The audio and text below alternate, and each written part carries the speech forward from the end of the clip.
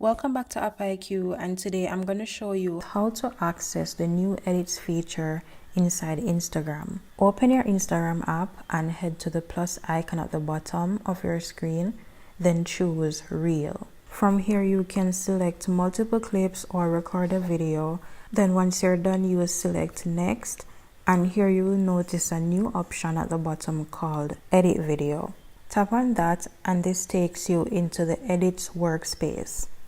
Here you will see your timeline at the bottom of the screen, your preview window above, and the toolbar below that gives you quick access to everything from trimming clips to adding text, music, effects, stickers, and so much more.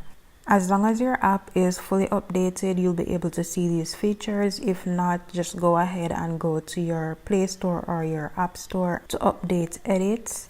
The Edits workspace replaces the old limited reel editing setup that previously was on Meta, and this now gives you full creative control in one place.